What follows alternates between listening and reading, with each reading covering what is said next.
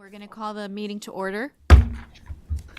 We're going to acknowledge that Bobby Studman is sitting in for Curtis today as he's in London and Amsterdam to meet with Delta and KLM.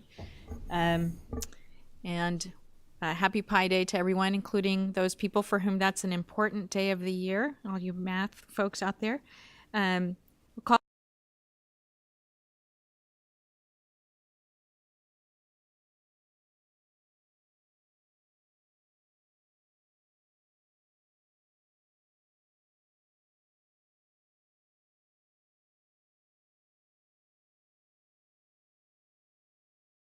Aye. Any opposed? Thank you. We'll ask Bobby to provide the executive director's report and her remarks. First, I want to start by acknowledging our safety champions, that the folks that you see on the board here, and then also hand it over to Stan Waters, who's going to give us a brief safety update. We'll see how brief. Anyway, with all the construction that we're going to have going on here at the port over the next 7 to 8 years, I thought I would talk today about our construction and job site safety and what we're doing to keep our work areas safe for the public and for our employees. But first, I did want to recognize one of our large general contractors, J.E. Dunn. J.E. Dunn is our general contractor on the parking additions and consolidated rental car facility. And just recently, they've been recognized with two prestigious safety awards by the Associated General Contractors, which is the leading association for the construction industry.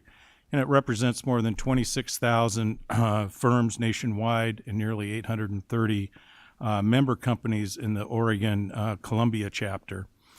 So J.E. Dunn received the 2017 Oregon Columbia Chapter's Recognition of Safety Excellence Award, better well known as the Rose Award, which recognizes chapter leaders who demonstrate safety excellence. And then J.E. Dunn also was the national recipient of the 2018 AGC of America's Construction Safety Excellence Award for the building division. And the award recognizes construction companies with outstanding safety, health and risk management programs that show evidence of management commitment to safety, active employee participation, safety training, worksite hazard identification and control, and safety program innovation. So I just really wanted to recognize them. These are quite prestigious awards that they received. And it is the characteristics like these that the port does look for when we're choosing contractors to deliver our projects, as we're committed to the safety of not only our employees, but the contractors, customers, and the community as we go about our work. Now for what we've been doing.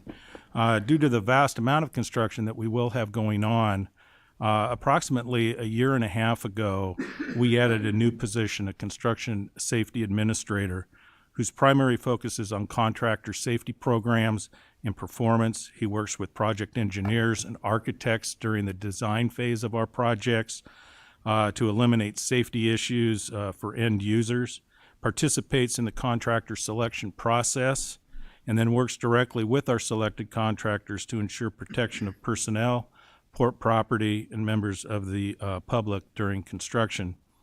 And then in addition to these activities, we've also started a safety learning forum where each of our large general contractors, Skanska, Hoffman, and J.E. Dunn, along with the port, share lessons learned from the various projects, discuss safety-related issues, and we coordinate on safety issues that could materialize due to the interrelationships between our multiple projects. Our hope is that by adding this increased focus on project safety, we will minimize and maybe even eliminate the inherent risks that are associated with such a large construction program.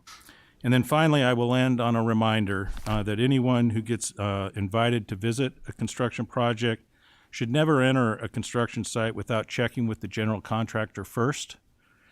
And then also for port projects, please check in with the port project manager or one of our construction inspectors for personal protective equipment and escort requirements on our job sites.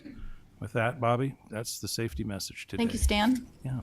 A few additional comments. At the airport here this week, we celebrated the opening of the PDX Quick Turnaround Project, where visitors' rental cars are made ready with fueling, washing, and on-site storage. The new facility helps us continue to provide outstanding customer service as we grow. In the new building, 220 rental car employees can work to clean and fuel 430 cars per hour.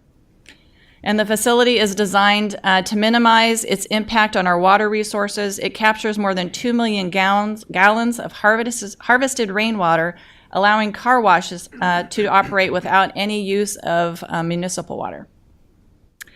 And then this month, we also celebrate our 10-year anniversary of the PDX Amsterdam nonstop route. As mentioned previously, Curtis is meeting with Delta and KLM this week in Amsterdam. We appreciate our continuing partnership with our friends at Delta, KLM, and local companies who regularly use the route, continuing to make it a very successful route. And then last night we hosted one of, I guess, Curtis's favorite events, which is the PDX Make the Connection event, where we celebrate our partners and volunteers at the airport who provide outstanding customer service. On the marine side, after exporting more than 87,000 vehicles in 2017, we continue to lead the U.S. West Coast for auto exports. The combined number of imports and exports were more than 300,000 vehicles, an almost 8% increase from 2016. Then in our community, great news from TriMet. The MAX Red Line service to PDX has been expanded as of early March, adding hours on both ends of the schedule. TriMet is also working on a new 24-hour bus service, which may begin as early as the fall. And we really want to thank the airport employees and the community members who provided comments and feedback to TriMet, which really helped make these improvements happen. And then February, as many of you may know, was Black History Month. We all enjoyed hearing from many outside guests over the course of Black History Month, including Port Commissioner Michael Alexander. Thank you. As I understand, I missed your event, but I continue to hear about it. So thank you for that. We also had an amazing performance by the Jefferson Dancers. But the most powerful, or one of the most powerful speakers, or group of speakers, were members of our own team. We want to thank our employees for sharing their personal perceptions or perspectives during a panel discussion of how race has impacted their lives and experiences. And we had 4 employees in that panel discussion, and that was Nicole Murphy Garcia, Rhonda Boyd, Kimberly Mitchell Phillips, and Michael Richards. So thank you to them. And then one final comment on equity. The Port held the first of several equity training sessions on exploring bias and the concepts of inclusion, facilitated by Resolutions Northwest. We did that last Thursday. Written comments from the participants so far were very, very positive. And I'd like to thank our commission president and Commissioner Gary Young, both who attended that session last Thursday. So thank you for that. And Madam President, that concludes my comments. Thank you. We'll call for a motion and second for approval of the executive director's report.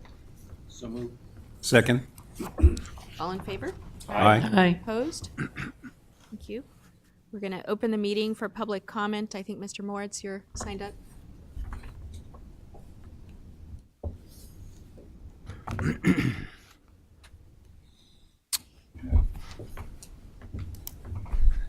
Good morning. I'm Stefan Moritz with Unite Here Local 8. Dear commissioners and port leadership, a few months ago we had a very interesting and I thought productive discussion about the interplay of wages, benefits, rents, and pricing policy here at Portland Airport in terms of looking at concessions. And I think you heard loud and clear from various stakeholders, both labor and business, that there's an interest in finding the right balance that allows workers, businesses, and the traveling public to benefit from the tremendous public asset that is this airport here. There's new leadership at the port, at the commission. There's urgency from important stakeholders, and therefore there's an opportunity to make progress on breaking the cycle of, what we think is unfortunately a cycle of poverty for workers at the airport. but for there to be advancement, there needs to be a dialogue with the leaders of this institution, and there needs to be a concrete and I think tangible plan with a realistic timeline leading to real solutions. I want to urge you, what we do not want to see, as we say in our union, is sort of the death by stakeholder process, or that the issue gets buried in a study. And I recognize that stakeholder processes and studies can play an important role. But I think what's important for that to work is that there's a shared analysis and buy-in at the beginning about the contents of a study and the end goal of that process. So we urge you to move swiftly on making progress on these concessions issues because there's no time to waste. There are workers who can't afford their rent and face homelessness. There are workers who can't afford their medical treatment and look at the possibility of going bankrupt.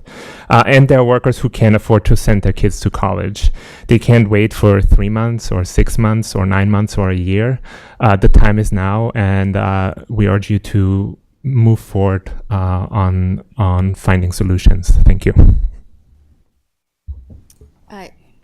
Mr. Moritz, I just want to say I think, share a desire to move forward on this issue, and want to let you know we made a commitment to come back with a response and answers on this subject. I believe that later this spring we expect to have further information, and that we can then share and continue the dialogue. So I appreciate you coming to the commission and asking us to continue. Yeah, and we appreciate that too, and we just want to keep the dialogue going. Great, thank you. Thank you. We'll move on to our general discussion items. Bobby, I think you have.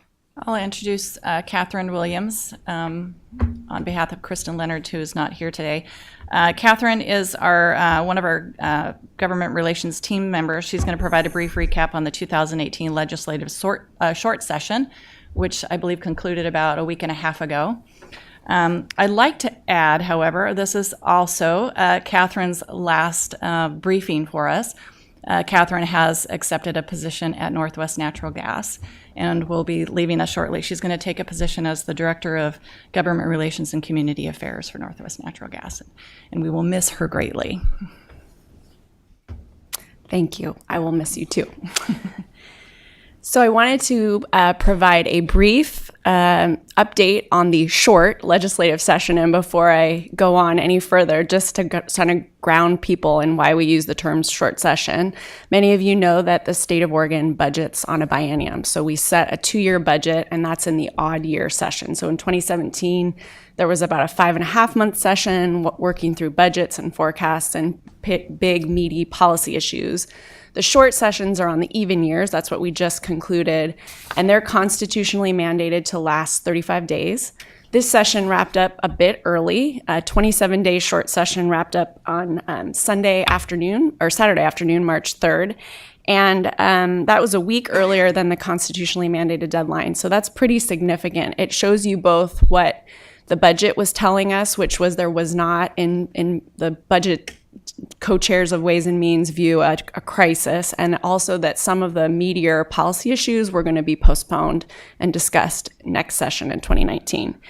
So I mentioned that the revenue forecast showed that there was about $100 million additional funds coming in from the last forecast, and then also based on some decisions made during the short session to decouple or disconnect from some of the federal tax code changes that were just made. There was some additional money that did come to the state, and I'll talk a little bit later about how that was allocated.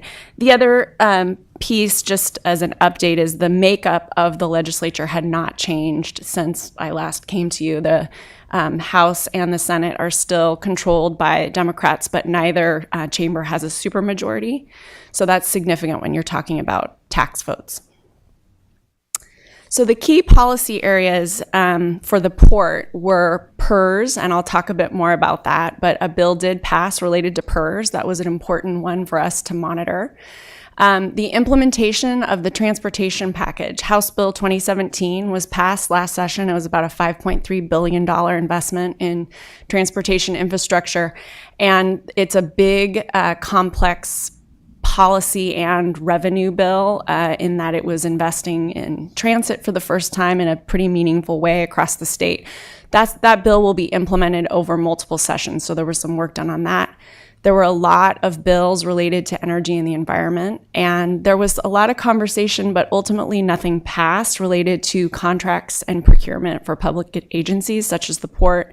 Some pretty robust conversations around QBS, or quality-based selection, which is a contracting program, and then some conversations about hiring with respect to minority women-owned businesses. Again, nothing passed in those two areas, but there were a lot of hearings in the first week and a half, and some work groups have been set up over the interim, and I think the port staff will allocate some time to be part of those conversations.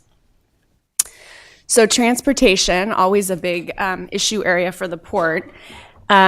The Department of Transportation, after sort of looking at the bill that was passed, made a request for 179 new positions for the department. And those are really everything from finance folks to engineers to project managers.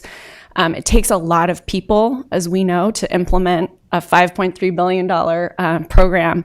They were successful and were allocated about $117 million to fund most of the FTE that they asked for. And just in sitting through those hearings, it was interesting to sort of listen to the hiring managers talk about, where are we going to get this talent? Where are we going to find these people to implement this important work? We're going to have to go to neighboring states. I mean, it's going to be, I think, a workforce challenge for the department. Another piece of the transportation conversation, the Department of Aviation budget increased by just about $1 million, $950,000, to provide oversight and funding for the 3 unmanned aircraft system test ranges throughout the state. And then Real ID, as we continue as a state towards implementation of the federal Real ID Act, Oregon now has funding for the Department of Motor Vehicles to offer the type of driver's licenses that you will need come October of 2020. Anybody who wants to board a plane, if they don't have a passport, will need this quote-unquote enhanced ID. So the DMV obviously is where you go to do that. And up until last session, they didn't really have the ability to implement that. So once that hurdle was removed, then they needed to sort of propose a plan for how they were going to make IT upgrades and other things to receive this additional documentation and then offer folks who want to choose that level of ID. So this conversation is ongoing. It's a big issue for us. As you know, we board many thousands of passengers every day with our partners at TSA. And we want to make sure the traveling public is well aware of this change and have enough time to prepare to go to DMV to get the documents they need to get that ID, so they're not surprised when they show up at the airport in 2020. And then the unchecked box, Connect Oregon weren't able to get additional money out of this cycle for a competitive grant program associated with the Connect Oregon program, which is largely what we've had for the last 10 years. So we're going to continue to work on that issue with a lot of partners around the state. In the area of energy and environment, coming into session, there had been a lot of work done over the interim on proposing a cap and trade, some called it cap and invest program for the state of Oregon, mirroring what has happened in the state of California and 2 provinces in Canada, Ontario and Quebec. There was a big push, the biggest lobby day I've seen in my tenure, of folks coming down and talking.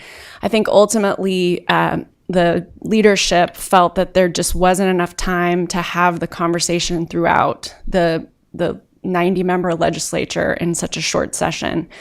But they did choose to invest some money for folks to work in a newly created carbon policy office and allocated some funding to do some additional analysis on that proposal over the interim. Again, this will be a big issue in 2019, and the port will be at those tables.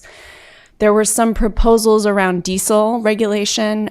Neither bill ultimately made it all the way across the finish line, but we were involved in those conversations as well. And then interesting sort of companion bills associated with the duties and roles and responsibilities of the Oregon Department of Energy.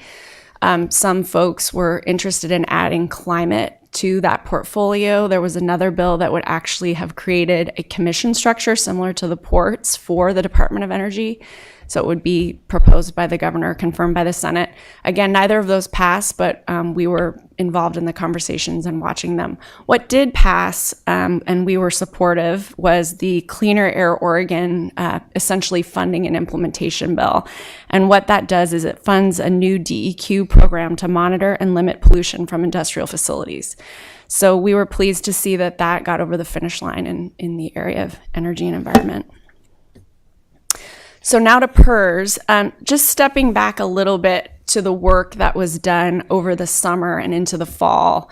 The governor appointed this is the acronym soup here, PERS UAL Task Force. So UAL is the unfunded actuarial liability associated with PERS in the state of Oregon. I don't know the exact number. If Bob Burkett were here, he could shout it out. But I think it's about $50 to $52 billion right now, estimated, is that unfunded liability that the state's looking at.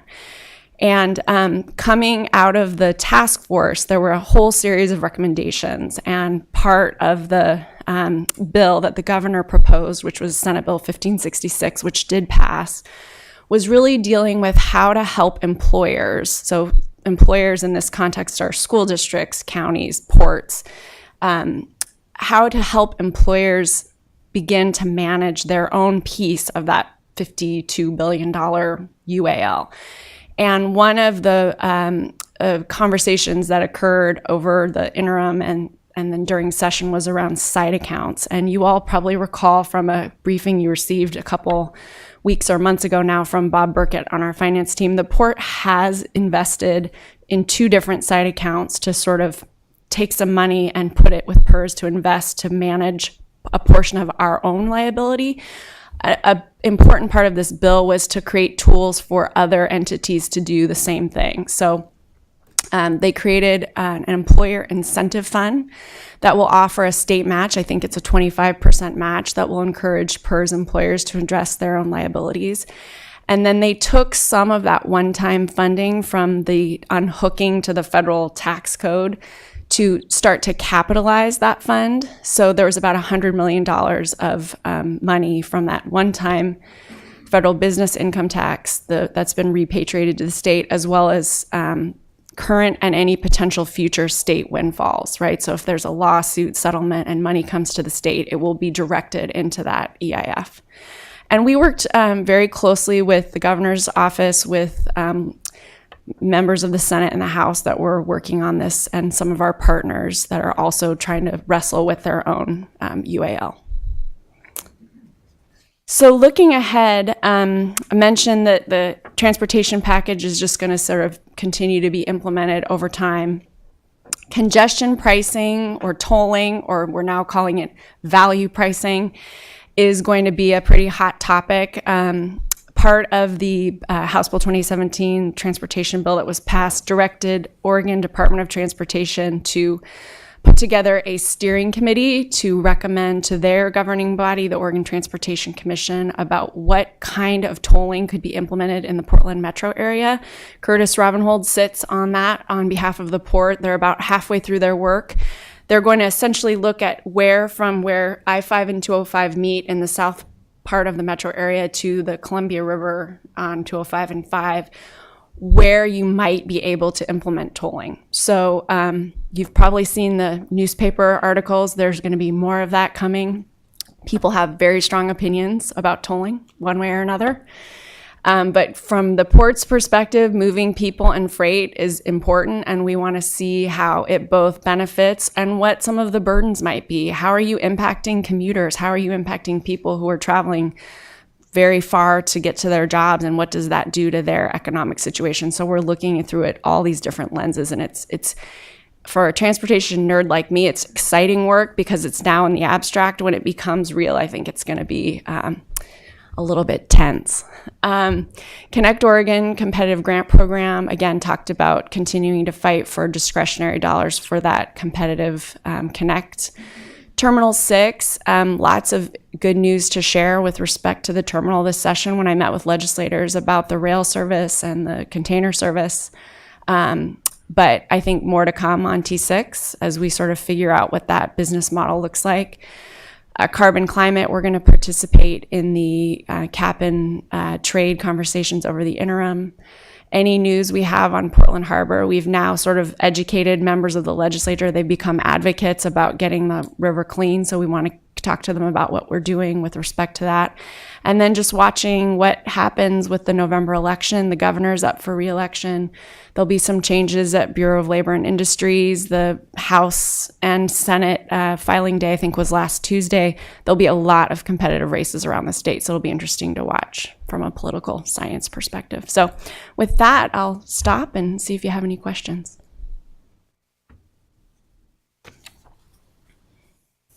Any questions, comments? Hearing none. Thank you for Thank your you. service to I the would port. just point out that Bob is here, and I don't think it's a $50 billion liability, just to get that on the record. Thank you. About 25. Oh, see, it's even better. It's better news. Already. Thanks. Good luck to you. Thank you. I'll ask if any commissioner wants a presentation on the consent item, which is the Port of Portland Fire Department Civil Service Commission appointment, Portland International Airport. No. Okay. So I'll call for a motion and second for approval of the consent item. Second. All in favor? Aye. Any opposed? Thank you. I'll call on Vince to introduce the first agenda item.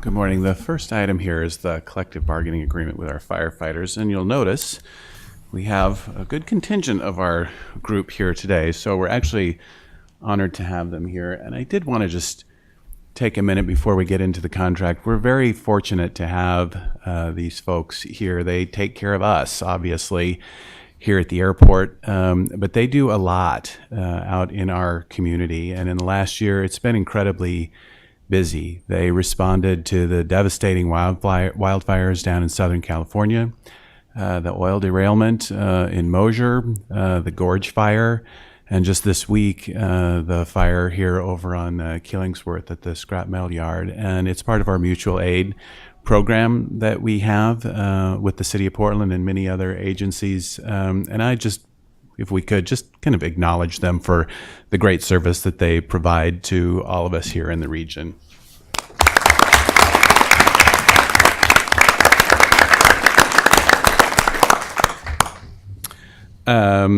We're here today to talk about a new contract. We've been negotiating with them for the last year or so, and Blaze here has got the highlights of the contract that we've been able to come to resolution on. Yes, after 16 bargaining sessions and 4 mediation sessions, actually. The primary issue has been healthcare and where we would go on healthcare. As you all know, over the last 4 years or so, the port has continued to move in a direction on healthcare of 2 primary offerings, Cigna high deductible health plan and a Kaiser HMO. And the issue of that healthcare essentially became whether or not there was another option that they could go to other than staying on our existing plans, which was not an option for any of the groups that we rolled it out to. And they pitched a trust, a healthcare trust that was different than the healthcare trust we had with 2 of our unions. At this point, I also want to report that nearly 90% of our employees are on the healthcare offerings of the port.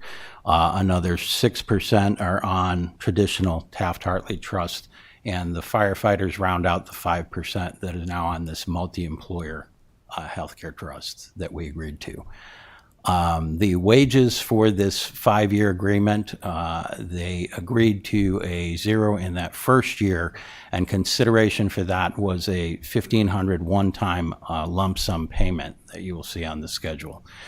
The next 2 increases for 7/1/17 and 7/1/18 are based on the CPIW Portland-Salem Index second half that all of our groups were on, and that index was just eliminated this past year. So we're in the process with our groups of negotiating a new index. So that's what those two numbers, the 2.2 and 3.6, are based on. One of the first groups to go to this index, the CPIW West Class A second half, is the fire group. DCTU went to this as well with the PDX maintenance contract last month.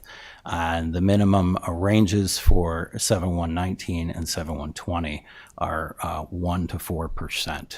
So we expect those increases to fall in those ranges.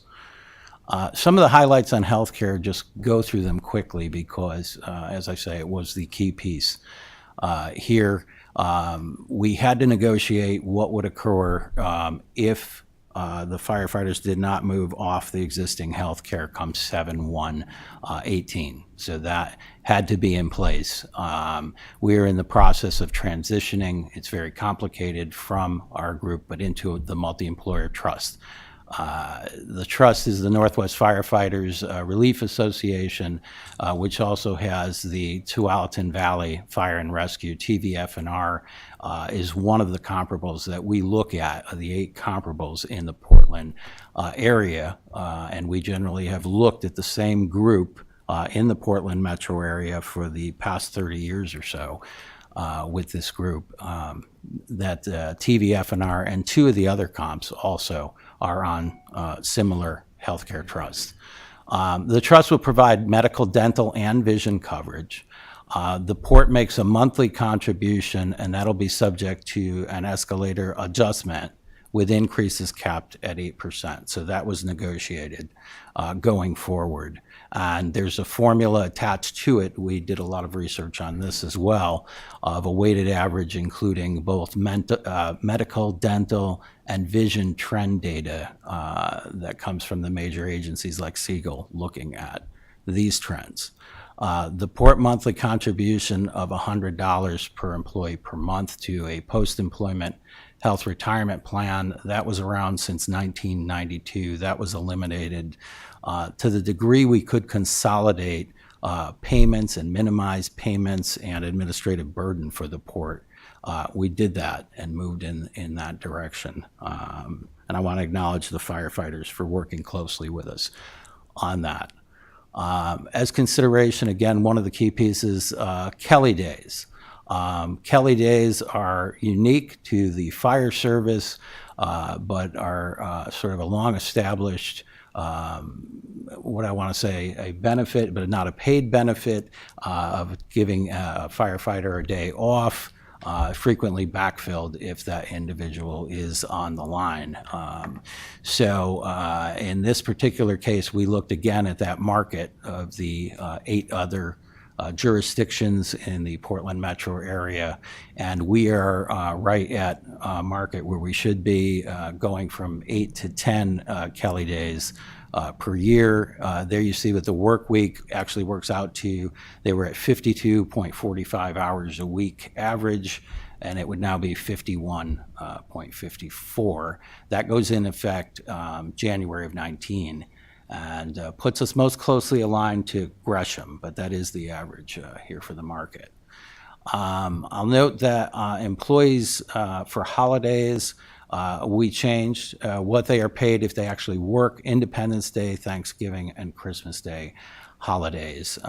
They were paid previously at 1.5 times their rate of pay. They would now be at 2 times their normal rate of pay. Why the double time is a fair question. We looked at the market, and we also looked at internal equity, and they don't receive holiday comp days. They don't have a bank like that, like some other agencies or groups have. So if you are not scheduled to work that day, it is like a regular day. So these are, this increase would only be for the individuals who actually work those shifts on the line. Also, just briefly, we have a series of increases or changes. We actually have a couple new premiums that we did in response to that market, and I have that in considerable detail in the agenda item. I can answer questions about that too. The estimated financial impact in new dollars, year one, I think probably artificially low, but low because of the zero wage increase there, and tends to go up as we get into year three, and it's fueled by changes, as I say, both the 3.6% increase based on the CPIW, sort of in the middle of that contract, and the changes in premiums. So effectively, what this means is new dollars 5 years into the contract. In the fifth year, the budget is 1.3 million higher than it currently is. The total increase over the life of the CBA being at 3.4 million there on this contract. The executive director recommendation is for approval to enter into a 5-year collective bargaining agreement with the International Association of Firefighters Local 43. As president of the Oregon AFL-CIO, I have an interest in any action that affects the International Association of Firefighters Local 43. They are an affiliate of the Oregon AFL-CIO. Therefore, I'm declaring a potential but not actual conflict of interest. I will participate in the discussion and the vote. I have a question whether the members of the union have ratified this contract. Yes, they have. Thank you. Any other? I have one quick question, maybe just two. The bonus, Yes. $1,500. Yes. What is the background to that? That's number one question. Number two, that $1,500, does that include the gross up, I guess, additional amount, or gross up should be on top of that? No, that is grossed up. That includes the gross up, and it was done as consideration for the zero in the first year for no increase to base. That's all.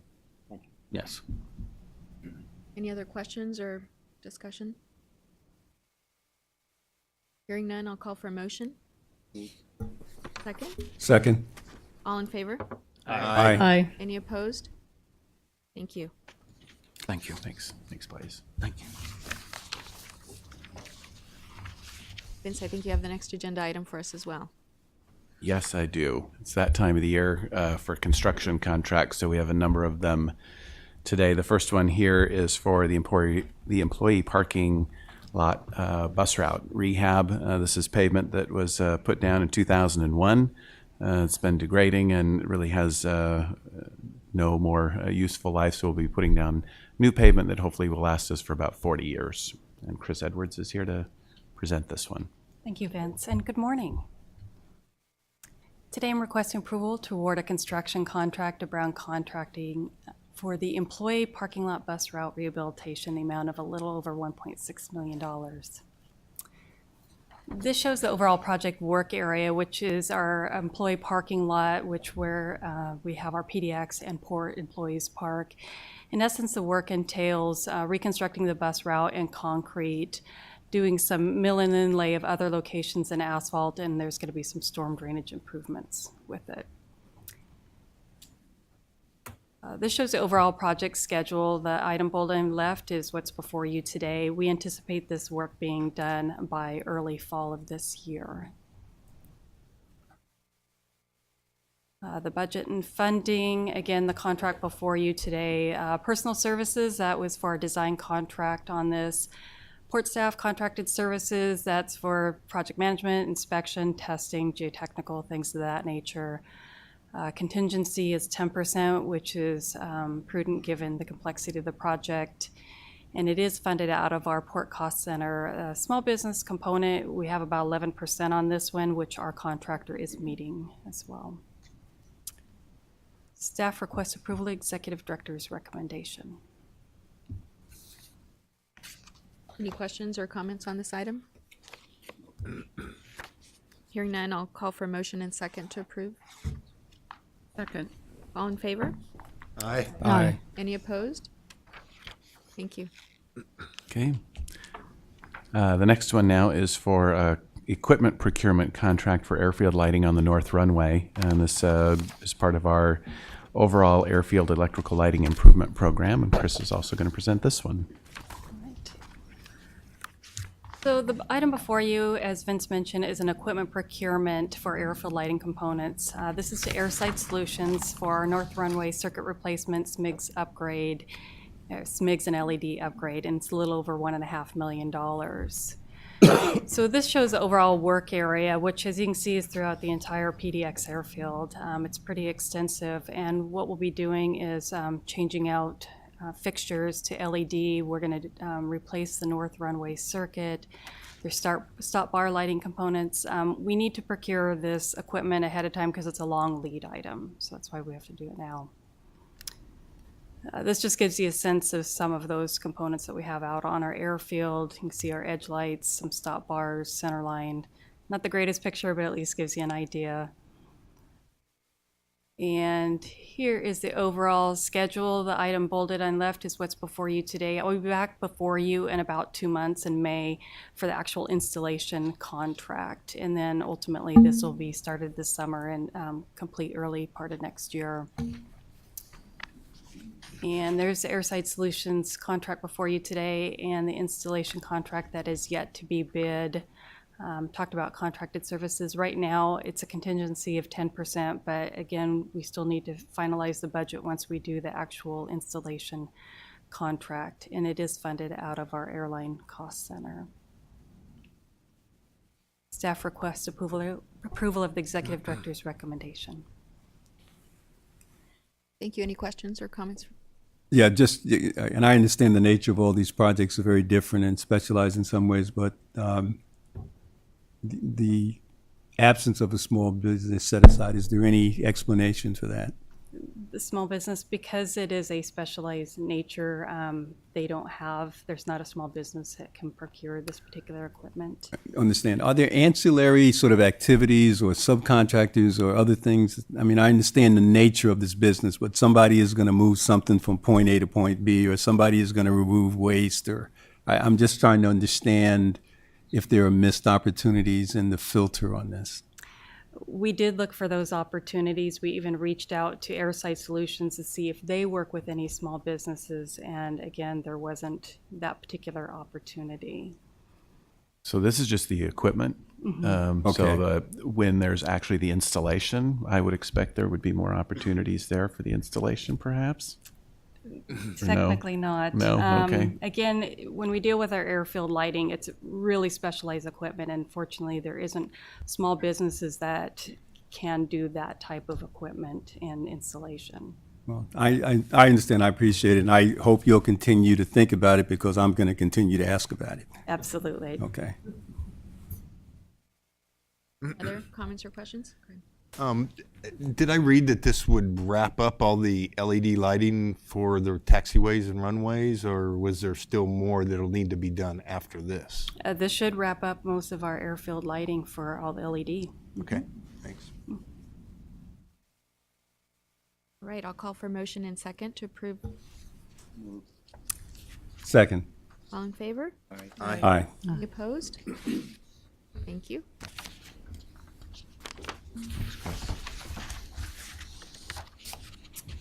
Okay, now we're going to replace bag claim 9 and 10 conveyors here at PDX. These are significantly older assets as part of our asset maintenance program, and Alan will make the request for this. Good morning, everybody. The agenda item I'm presenting to you today, hopefully, is this advancing?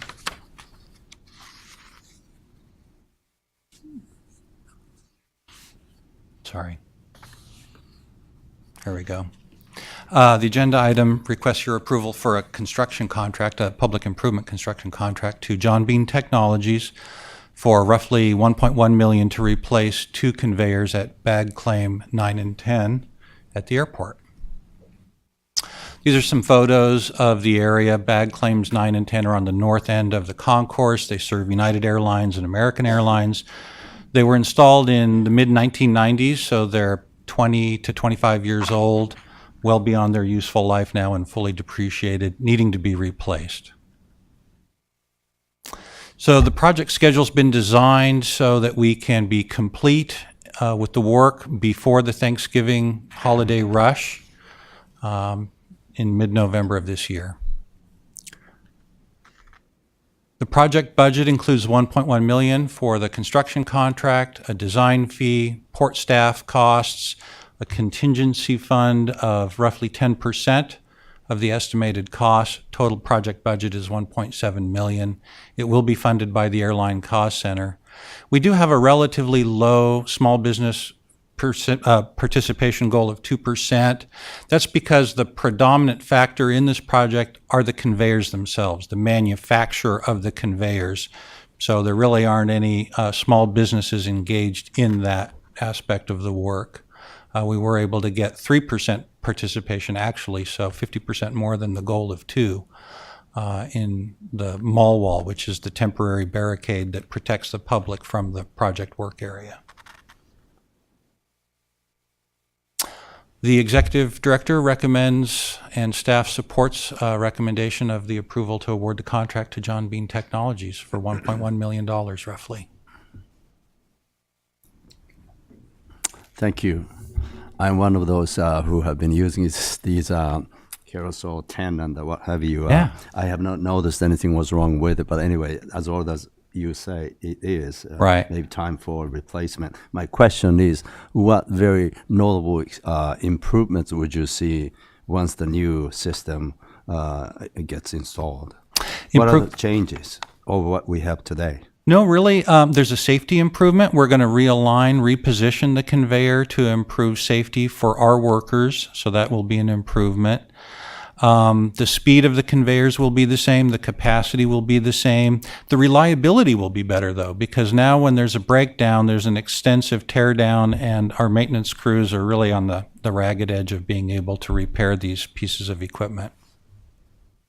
So most passengers will not see the difference. No, That's what it no, is. it's the reliability. They're just at the end of the useful life, and the parts are old and they're hard to find, so it's just a better technology. But it's basically the same thing. I understand. Yeah. Gotta ask. Will the core reconstruction affect this area? Yeah, we're looking at that, Commissioner. There is a very good potential that there will be some rearrangement in the T-Core project, but that is 5 years down the road from my understanding of that project schedule. Yeah, by the time we get into that, if we get into that area, it's at least 5 years away. So we just felt the need to go ahead and proceed now. Okay. Thank you. Any other questions or comments? Hearing none, I'll call for a motion and second to approve. So move. Second. All in favor? Aye. Any opposed? Thank you. Thank you very much.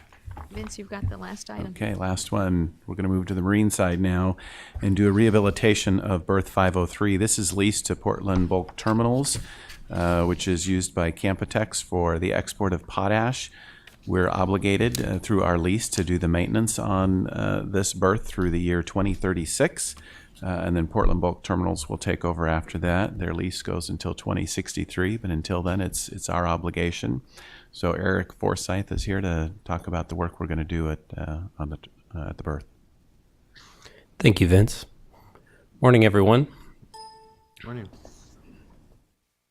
Today, I'm requesting approval to award a public improvement contract to Ballard Marine Construction for the rehabilitation of berth 503 at Terminal 5 in the amount of approximately $668,000.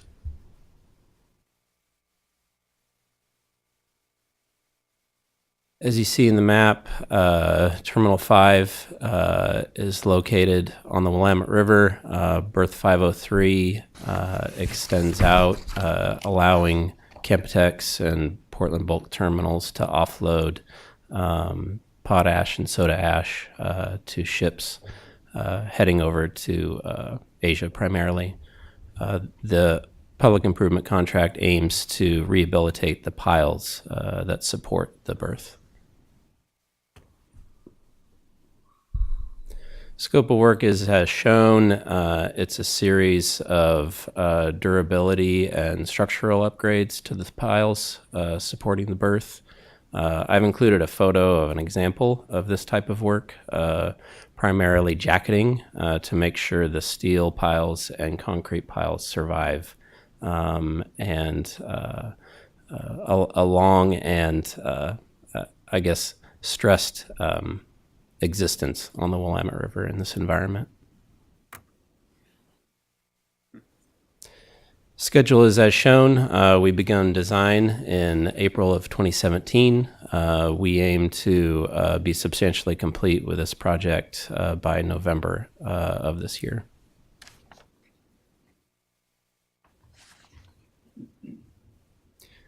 Budget is summarized as shown. The contingency, I'll note, is high, but due to the risk profile of this project and the requirements to coordinate with our tenant, we believe it's justifiable. Also, due to the unique and specialized nature of this work, everything's off of a barge and in the water using divers. The Small Business Enterprise Program didn't set a minimum goal for any of the work involved with the contract.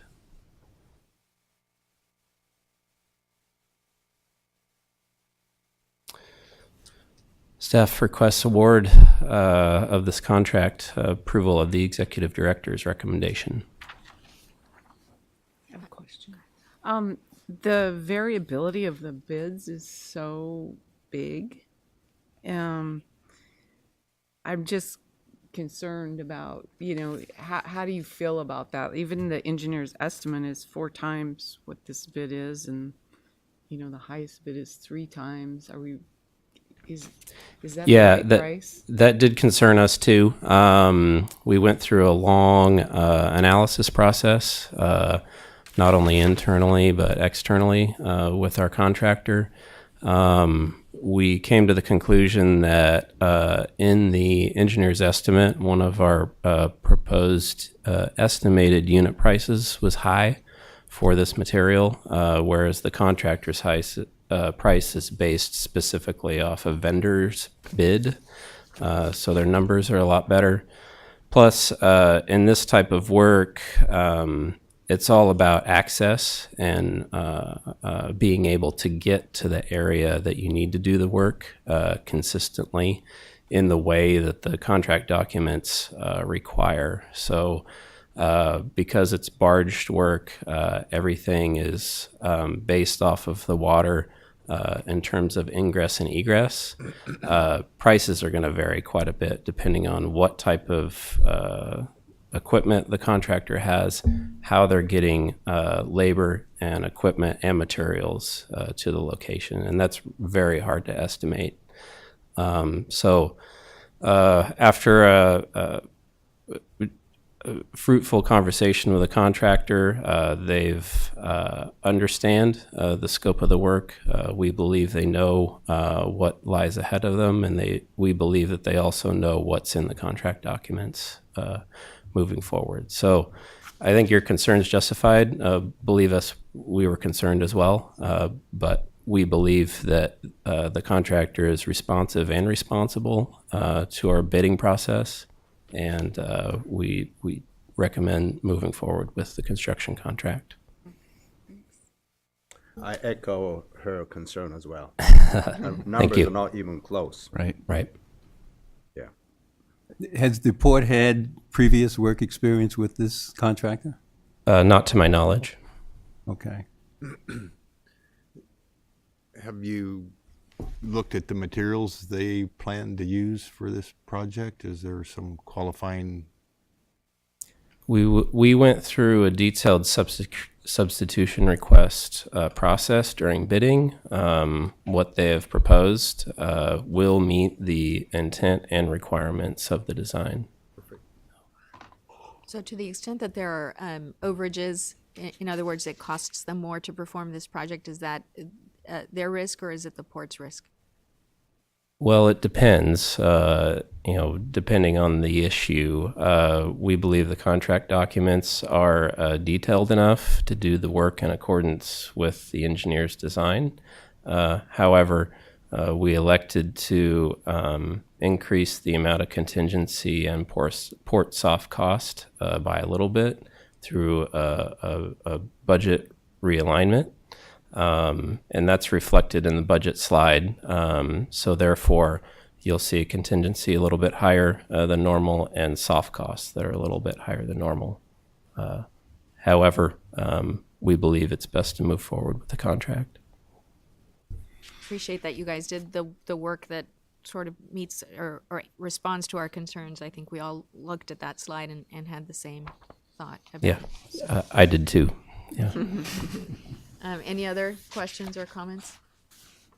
It's not necessarily related to this particular topic, but I would like to note that this is the third proposal we've reviewed where there's been an explanation for the lack of the small business goal not being met. And so perhaps that's an opportunity that we should seek to influence systemically, gathering this data over time and seeing if there's a trend in these discrete niche areas. And perhaps we could do more to influence talent investment there. Agree. Thank you for that. Any other comment or question? Hearing none, I'll ask for a motion and second to approve the executive director's recommendation. So move. All in favor? Aye. Aye. Any opposed? Thank you. We'll adjourn the meeting.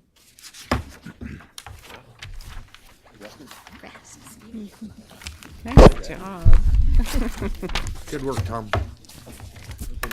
Anyway. This is when it takes such a Normally I go by the Yeah. engineer's Capital estimate. investment, There's yeah, so much to be able to texture. do What the the hell work. do I go by? Yeah.